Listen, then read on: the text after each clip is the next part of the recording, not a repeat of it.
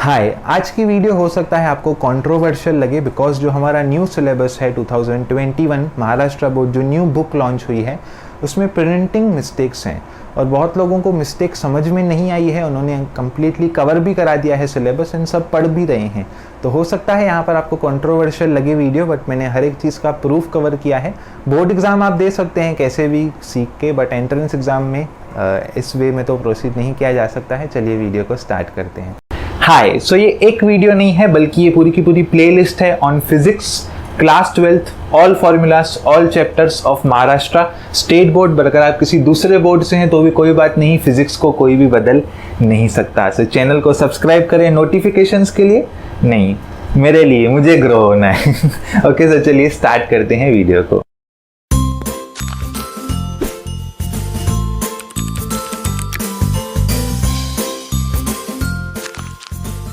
हाय, सो आज के इस वीडियो में हम सेमीकंडक्टर्स पे डिस्कशन करेंगे। सेमीकंडक्टर्स में एज इफ इतना कुछ नहीं है एक्सेप्ट ट्रांजिस्टर। वीडियो स्टार्ट करने से पहले थोड़ी सी एडवाइस देनी है। जिनको एडवाइस नहीं चाहिए स्किप टू दिस पार्ट, कुछ भी नीचे लिखा रहेगा नंबर। ठीक है, एडवाइस नंबर 1, पहली सलाह, अगर आप महाराष्ट्र स्टेट बोर्ड से हैं और अगर आप नीट एग्ज़ाम देना चाहते हैं या अगर आप JEE एग्ज़ाम देना चाहते हैं और आपने सेमीकंडक्टर्स महाराष्ट्र बोर्ड का पढ़ा है और आपको लग रहा है हो गया, तो नहीं। CBSE बोर्ड का जो सेमीकंडक्टर है उसका अप्रोच ही अलग है। कंपेयर किया ही नहीं जा सकता है हमारे स्टेट बोर्ड HSC बोर्ड को और CBSE बोर्ड की फिजिक्स को मतलब इस चैप्टर को, बाकी सब फिर भी ठीक ठीक हैं। ओके, सो अगर आपको नीट देना है JEE देना है तो आपको वापस से पूरा सेमीकंडक्टर CBSE से NCERT से करना पड़ेगा। बट अगर आपको सिर्फ HSC बोर्ड एग्जाम देना है और आपको हमारा स्टेट एंट्रेंस देना है MHT CET, तो कोई इशू नहीं, सब कुछ सेम है। मतलब आपको यही बुक फॉलो करनी है। एडवाइस नंबर 2, ट्रांजिस्टर जो टॉपिक है, ट्रांजिस्टर एक समुद्र है, ठीक है, बहुत बड़ा ओशन है ट्रांजिस्टर इजी टॉपिक नहीं है। ट्रांजिस्टर ग्रेजुएशन में पूरा ट्रांजिस्टर ही दिखता है। 3 साल 4 साल मेरे ट्रांजिस्टर के साथ गए हैं, मुझे पता है पूरा ओशन है। 4 साल में भी ऐसे लग रहा था कुछ नहीं समझा है। ओके, तो क्लास 12th में ट्रांजिस्टर्स होना एक थोड़ी सी टफ बात है। उसके बाद भी जो हमारा HSC बोर्ड का जो नया सिलेबस है उसमें ट्रांजिस्टर पूरा कॉपी पेस्ट किया है, एकदम छापा है कहीं से। अब आप बोलोगे छापा है तो क्या हुआ, कॉपी पेस्ट करो तो ढंग से करो। उन्होंने क्या किया है मैं आपको वेबसाइट्स बता सकता हूँ, जो इंटरेस्टेड हैं जस्ट व्हाट्सएप पे मैसेज करें मुझे। वेबसाइट्स खोली हैं गूगल से, जस्ट कॉपी पेस्ट किया है। तो अभी कॉपी पेस्ट करो तो पूरा आर्टिकल करो ना। तो उन्होंने किया है फर्स्ट पैराग्राफ कॉपी की है, फिर थर्ड पैराग्राफ, फिर सीधा 6th पैराग्राफ। तो देखो आप टॉपिक रीड करके देखो, working of transistor as an amplifier, समझेगा ही नहीं, समझ के दिखाओ। जो भी सुन रहे हैं वीडियो को, ट्रांजिस्टर एज एन एम्पलीफायर समझ के दिखाओ, नहीं समझ पाओगे, वो लगेगा ये कहाँ से मिस हो रहा है कुछ ना कुछ, तो वो कॉपी पेस्ट किया है उन्होंने। ओके, सो सलाह वही है, ट्रांजिस्टर किसी और सोर्स से करो या फिर डायरेक्टली वीडियोस से करो। That's it, let's start with the topic. पहली फॉर्मूला है रिपल फैक्टर। जब हम रेक्टिफायर यूज करते हैं तो रेक्टिफायर में हमें DC आउटपुट मिलता है। DC आउटपुट का मतलब होता है वन डायरेक्शनल आउटपुट। जब हमें वन डायरेक्शनल आउटपुट मिलता है तो उसके साथ साथ थोड़ा AC फैक्टर भी उसके साथ आ जाता है। यानी कि जो मेरा आउटपुट रहता है, आउटपुट में होना क्या चाहिए था, सिर्फ DC, बट कुछ अमाउंट में AC भी आ जाता है रियल लाइफ में। तो उसी का जो परसेंटेज बताए कि कितना AC आया कितने DC के साथ, उसी को हम कहते हैं रिपल फैक्टर। एग्जाम्पल तौर पे मैं मार्केट चला जाऊं अपना प्रोजेक्ट बनाने और दुकानदार से पूछूं भैया ये रेक्टिफायर का रिपल कितना है, वो बोलेगा ये रेक्टिफायर का रिपल है 9। तो मैं बोलूँगा कितने का है, बोलेगा 250 का है। ये रेक्टिफायर का रिपल कितना है, ये रेक्टिफायर का रिपल है 15। तो ये कितने का है, तो बोलेगा ये 100 रुपये का है। मतलब समझ रहे हो, जिस रेक्टिफायर का रिपल फैक्टर कम वो ऑलमोस्ट आइडियल रेक्टिफायर की तरफ चलेगा, अगर ऑलमोस्ट आइडियल है तो वो ज़्यादा महंगा रहेगा। समझ रहे हो? ओके, एफिशिएंसी की बात है। सो रिपल फैक्टर क्या है, RMS value of AC component, मतलब जो एक्स्ट्रा कंपोनेंट आ गया AC कंपोनेंट अपॉन में जितना DC था, value of DC component. Okay, so ripple factor क्या बताता है, परसेंटेज बताता है कि कितना अनवांटेड AC मेरा आ गया है DC के साथ। सेकेंड फॉर्मूला है डार्क रेजिस्टेंस, इंपॉर्टेंट नहीं है। फोटो डायोड आपको पता होगा, जो एनर्जी गिरती है लाइट की उस पर काम करता है। तो समझो लाइट है ही नहीं, समझो डार्कनेस है। तो वैसी सिचुएशन में क्या रेजिस्टेंस होगा, तो आपको पता होगा V is equal to the होता है IR, तो R is equal to the होगा V बाय I। सो यही है V maximum reverse voltage, because reverse bias में वो काम करता है, upon dark current I, because कुछ भी लाइट नहीं दी है, तो करस्पॉन्डिंग जो रेजिस्टेंस होगा वो होगा हमारा ये डार्क रेजिस्टेंस। फाइनली ट्रांजिस्टर्स इस वीडियो में पूरा कवर हो ही नहीं सकता है, ट्रांजिस्टर करने के लिए 3-4 दिन लगेंगे एज अ स्टूडेंट अगर पूरा कॉन्सेप्चुअली समझना है तो ओके। बट यहाँ पर तो हमारा एम सिर्फ बोर्ड एग्जाम तक का है, तो शॉर्ट में कुछ कोशिश करता हूँ। यहाँ पर लोग कहते हैं IE is equal to the IC plus IB, तो यहाँ पर आपको बता देता हूँ कैसे होता है। इवन जो बुक में डायग्राम है ट्रांजिस्टर का वो भी बहुत ज़्यादा गलत है, सब चीज़ें बताऊँगा धीरे धीरे। यहाँ से एमिटर करंट निकला इस डायरेक्शन में, तो आप देख सकते हो एमिटर करंट 2 डायरेक्शन में स्प्लिट हो गया, एक टुवर्ड्स लेफ्ट एक टुवर्ड्स राइट, ठीक है। तो यहाँ से मुझे क्लियरली नजर आ रहा है कि जो एमिटर करंट है that is equals to the IB plus IC, तो ये है आप लोगों की सबसे पहली वाली फॉर्मूला ओके। उसके बाद हम ट्रांजिस्टर एज एन एम्पलीफायर में इनपुट भी देखते हैं आउटपुट भी देखते हैं। कभी भी हम ट्रांजिस्टर में 2 टाइप के सर्किट से डील करते हैं, एक होता है हमारा इनपुट सेक्शन, सर्किट एक ही होता है उसी को सेक्शंस में डिवाइड करते हैं, दूसरा होता है हमारा आउटपुट सेक्शन, ठीक है। एक इनपुट सेक्शन एक आउटपुट सेक्शन, और यहाँ पर जो भी मैंने लिखा है इनको गेन कहते हैं, अल्फा और बीटा, ये होते हैं basically parameters of transistor. Example तौर पे आप ट्रांजिस्टर खरीदने जाओगे तो वहाँ पर लिखा रहेगा ये ट्रांजिस्टर का बीटा इतना है, ये ट्रांजिस्टर का अल्फा कितना है। तो ये ट्रांजिस्टर क्या बता रहे हैं हमें, यहाँ पर बीटा क्या बता रहे हैं, बीटा बता रहे हैं हमें करंट गेन, यानी कि करंट में गेन कितना हुआ।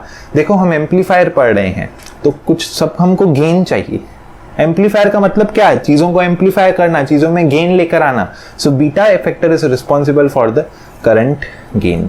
अब यहाँ पर आप बोलोगे फिर अल्फा क्या है, अल्फा भी लगभग वैसे ही है, बट हमने डिफाइन बीटा को किया है बिकॉज बेस का ज्यादा रिलेशन होता है हमारे कलेक्टर करंट से। एग्जाम्पल तौर पे अगर आप फॉर्मूला में दोनों जगह पर देखो तो न्यूमरेटर में देखो IC है, IC क्यों है, अगर आपको किसी भी चीज का गेन फाइंड करना हो तो देखो ऊपर में हमेशा फाइनल वैल्यू आती है। जैसे हम करते थे परसेंटेज चेंज, तो परसेंटेज चेंज में क्या होता था, फाइनल माइनस इनिशियल अपॉन में इनिशियल, उससे हमें परसेंटेज चेंज पता चलती थी। देखो आपको पता होगा यहाँ पर ट्रांजिस्टर में एमिटर आता है, फिर बेस आता है, फिर कलेक्टर आता है। तो collector is responsible for my output, collector is a part of output circuit, तो इस वजह से दोनों फॉर्मूलाज का जो न्यूमरेटर है वो है आउटपुट सर्किट यानी कि IC।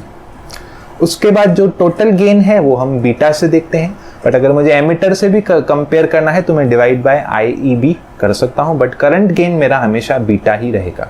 सो फाइनली अगर आपको फॉर्मूलाज को याद करना है तो कैसे करना है, अल्फा हो या बीटा हो, न्यूमरेटर में क्या आएगा output current which is IC, beta का B यानी कि यहाँ आ जाएगा IB, तो बचता है सिर्फ IE, तो वो चला जाएगा यहाँ पर। फर्दर मोर इनकी वैल्यूज में बहुत ज़्यादा फर्क होता है, इसकी वैल्यू हमेशा लेस देन 1 होती है, यानी कि छोटी होती है, कहने का मतलब बहुत छोटी होती है, 0.95 होती है, 0.04 होती है। बीटा की वैल्यू बड़ी होती है, 400 तक भी जाती है, यानी कि आपको बीटा हमेशा नंबर्स में ही मिलेगा, 20 से लगभग चालू होता है। इसकी एक्चुअल में देखा जाए इसकी बहुत सारी रेंजेस होती हैं, हर बुक में अलग अलग होती है, बट कहने का मतलब वही, अल्फा 1 से नीचे बीटा की अच्छी खासी रेंज हो सकती है, 400 तक प्रैक्टिकल लाइफ में हम देखते हैं, ठीक है। बढ़ते हैं आगे। अब ये 2 फॉर्मूलाज हैं, अगेन इनका मैथमेटिकल प्रूफ भी है, फिजिक्स प्रूफ भी है। फिजिक्स का प्रूफ पूरा थियरी में है जो कि एक अलग रास्ता हो जाएगा, तो यहाँ पर मैं आपको जस्ट मैथमेटिकल प्रूफ देता हूँ। अल्फा क्या पढ़ा हमने, अल्फा पढ़ा IC बाय IE, तो अगर यहाँ पर IC बाय IE लिख दूँ तो एक IE ऑलरेडी है, तो ये दोनों कैंसिल हो जाएंगे, तो ये तो वही हो गया LHS is equals to the RHS। Same logic यहाँ पर भी होगा, beta is equals to the मिलेगा हमें IC by IB, IB cancel, LHS is equals to the RHS। तो ये भी 2 फॉर्मूला हमको बन के आ गई, ठीक है। बढ़ते हैं आगे। अल्फा और बीटा का आपस में कोई रिलेशन फॉर्मूला है, यस रिलेशन की फॉर्मूला है। सो कैसे याद करनी है, डेरिवेशंस इसकी आपको नहीं है तो टेंशन की कोई बात नहीं। सो अल्फा है अगर तो रिलेशन बीटा के साथ चाहिए तो बीटा 2 बार लिख दो, न्यूमरेटर में भी डिनोमिनेटर में भी। बीटा है तो अल्फा 2 बार लिख दो, न्यूमरेटर में भी डिनोमिनेटर में भी। 1 1 दोनों जगह लिख दो, ठीक है। पावरफुल कौन है, अल्फा है कि बीटा पावरफुल है, तो पावरफुल है बीटा।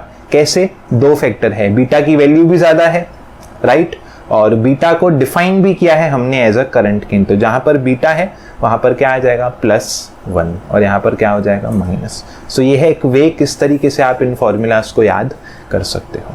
बढ़ते हैं आगे। फाइनली हम स्टार्ट करेंगे ट्रांजिस्टर एज एम्पलीफायर। बुक में मेरे हिसाब से रॉन्ग है। रॉन्ग मतलब वे जो है सही नहीं है, अच्छे वे से लिखा जा सकता था। और खास करके जब मैंने देखा कि कॉपी पेस्ट है तो तब कैसे अगर दिख जाए कि गलत किया है तो फिर थोड़ी नीयत हमारी और बिगड़ जाती है। तो मुझे वो पहले कम अच्छा लग रहा था, अभी तो एकदम अच्छा नहीं लगता है। तो मैं स्टूडेंट्स को भी सजेस्ट करूंगा जो यहाँ पर मैं करा रहा हूँ वो डायरेक्ट बोर्ड एग्जाम में जाकर के लिखो, कुछ नहीं होगा। ठीक है। रीज़न, बुक में आप लोगों को ऐसे VCC दिखाया है और बुक में अगर आप यहाँ पर देखोगे तो देखो VCE दिखाया हुआ है, यहाँ पर भी कुछ VBE है। आपको एक चीज़ बता दूँ, ये जो हम VBE लिखते हैं, VCE लिखते हैं, ये रियलिटी में एग्जिस्ट करते नहीं हैं। VBE हो या VCE हो, ये रियलिटी में एग्जिस्ट नहीं करते हैं। सच्ची बता रहा हूँ मैं, सच में नहीं करते हैं। ये होते क्या है आपको पता होगा, एमिटर, बेस, कलेक्टर, राइट। तो आपको ये भी पता होगा कि पीएन जंक्शन डायोड अगर है, ये पी टाइप है, ये एन टाइप है, तो बीच में एक बैरियर पोटेंशियल होता है, राइट। ये बैरियर पोटेंशियल, तो ये यहाँ पर ये जो बैरियर पोटेंशियल है इसी को हम कहते हैं VBE। तो ये ऑटोमेटिक बैरियर पोटेंशियल बना है ट्रांजिस्टर में, मैंने कुछ वोल्टेज सोर्स अप्लाई नहीं किया है। तो बिकॉज मैंने वोल्टेज सोर्स अप्लाई नहीं किया है तो हम यूजुअली ऐसे उसको नहीं दिखा सकते हैं, जबकि आप बुक में देखोगे तो उन्होंने ऐसे दिखाया है कि हमने कुछ वोल्टेज अप्लाई किया है। सो फर्स्ट एरर तो यही है, हम नहीं दिखा सकते हैं ऐसे। फर्दर मोड में आपको वैल्यू भी बता रहा हूँ ना, VBE की वैल्यू कितनी होगी 0.7 वोल्ट, क्योंकि वो फॉरवर्ड बायस में कनेक्ट किया है। उसी तरीके से VCE होता है। तो कुछ लोग अभी, क्योंकि आप 12th में आप बोलोगे सर ऐसे कैसे VCE हमें दिख नहीं रहा है, बट जो रियल ट्रांजिस्टर होता है उसमें तीनों कनेक्टेड रहते हैं। रियल ट्रांजिस्टर सर्कल में होता है, तो अगर आप सर्कल में देखोगे, ठीक है, तो ये इसके साथ कनेक्टेड है अगर, तो ये इसके साथ भी कनेक्टेड है। तो VCE भी एग्जिस्ट करता है, बट अगेन उनको हम ऐसे नहीं दिखा सकते हैं कि वो हमने बैटरी कनेक्ट किया है। तो पहला एरर तो बुक में यही है, उन्होंने डायरेक्ट दिखा दिया है कि बैटरी लगाई है, ठीक है। और इस पे सबने समझा भी दिया है, मेन दुख की बात वो है जो नया सिलेबस आया सबने समझा भी दिया है कि उसको समझा ही नहीं है फॉल्ट क्या है।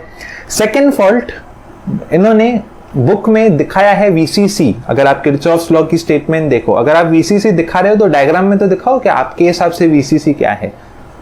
डायग्राम में अगर आप देखो VCC नहीं है, बुक में ये स्टेटमेंट आपको मिल जाएगी, बट डायग्राम में VCC कहाँ है। तो बता रहा हूँ ना आपको, वेबसाइट भी मुझे पता है, वहाँ से पूरा कॉपी पेस्ट हुआ है। कोई बात नहीं, होता है, नो वरीज, हम समझने की प्रयास करते हैं। सो ये है हमारा circuit of transistor as an amplifier, ठीक है।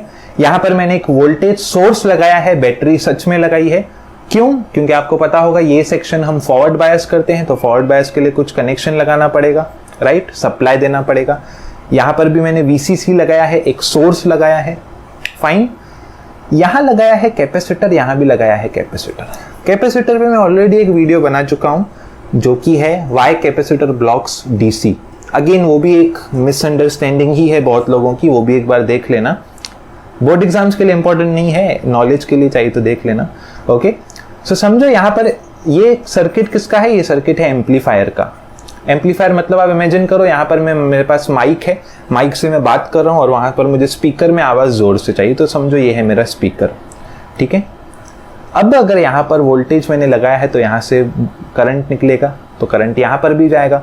अगर करंट माइक में जा रहा है तो माइक ही मेरा स्पीकर बन जाएगा माइक को इनपुट कहाँ से देना है, मुझे वोल्टेज से देना है कि अपने आवाज़ से देना है, तो मुझे अपनी आवाज़ से देना है। तो इस वजह से वहाँ कैपेसिटर लगा दिया कि वहां से नहीं आ पाए, समझ रहे हो, बैटरी से करंट नहीं आ पाए, तो कैपेसिटर ब्लॉक कर देगा DC को, क्योंकि बैटरी से DC वोल्टेज निकलती है। उसी तरीके से यहाँ पर भी मुझे जो आउटपुट चाहिए वो नेचुरल आउटपुट चाहिए ट्रांजिस्टर का, ऐसा नहीं जो मैं वोल्टेज दे रहा हूँ वही वहां पर मिल जाए, क्योंकि आपको पता होगा ये दोनों पैरेलल में है, तो थोड़ा मुझे उसका भी केयर करना है, ओके। सो इस वजह से इनपुट सर्किट, ये जो left hand side of the circuit है इसको कहते हैं input circuit, right hand side of the circuit को हम कहते हैं आउटपुट सर्किट।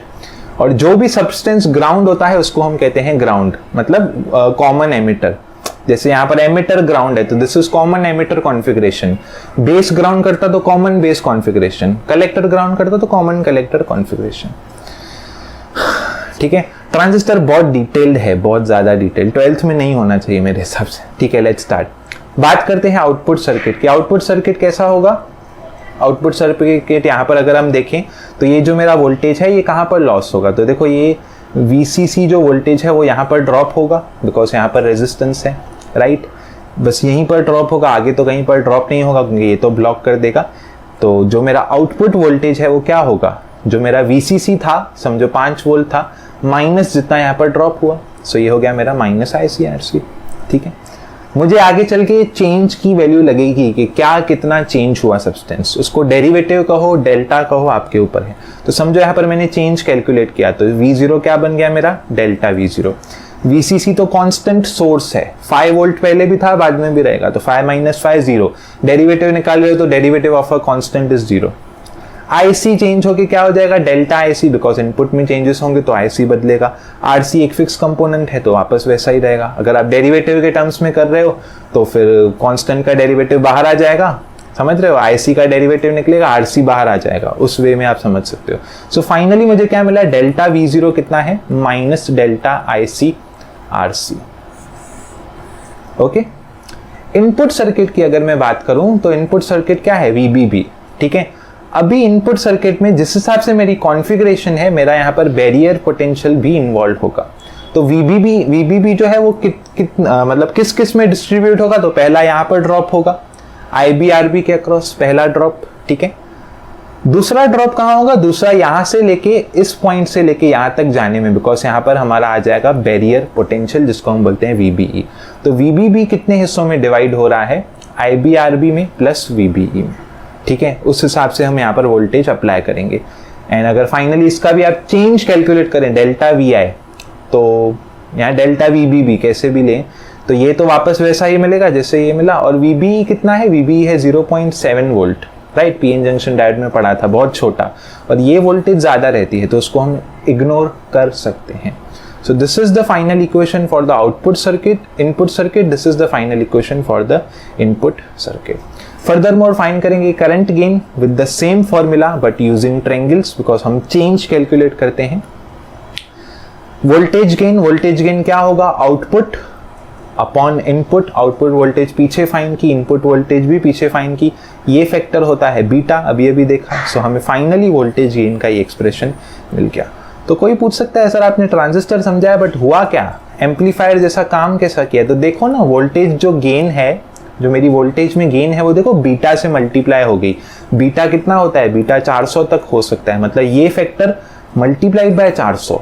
मतलब अगर मुझे समझो ट्रांजिस्टर चाहिए जिसका गेन समझो मुझे कुछ रखना है, तो जस्ट मुझे क्या करना है? कलेक्टर का रेजिस्टेंस अपने हिसाब से लूंगा क्योंकि मैं सर्किट बना रहा हूँ, बेस का रेजिस्टर अपने हिसाब से लूंगा और मुझे बीटा से डायरेक्ट मल्टीप्लाई होके वो 400 टाइम्स मल्टीप्लाई हो जाएगा अगर बीटा मेरा 400 है तो उस तरीके से ये दोनों वैल्यूज तो मैं लूंगा बट बीटा मेरा automatically according to the resistor configuration मुझे यहाँ पर मल्टीप्लाई होके मिलेगा। कोई चीज मल्टीप्लाई हो रही है उसी को तो बोलते हैं एम्पलीफाई हुई। ठीक है, एक चीज और नोट करनी है कि माइनस है मतलब अगर इनपुट ऐसा है तो आउटपुट एम्पलीफाई होके उल्टा मिलेगा। ठीक है, क्योंकि माइनस साइन है। फाइनली पावर का क्या होगा? So P is equals to the होता है VI। तो अगर मैं पावर का गेन देखूं तो यहाँ पर वोल्टेज का भी गेन आएगा टाइम्स करंट का भी गेन आएगा एंड वोल्टेज गेन अभी हमने देखा होता है beta times RC by RB। RC क्या है? आउटपुट वोल्टेज, RB क्या है? Input voltage times beta. तो बीटा का बीटा यहाँ हो जाएगा बीटा का square and finally R0 by RI बोलो या RC बाय RB बोलो। So this is the formula for the power.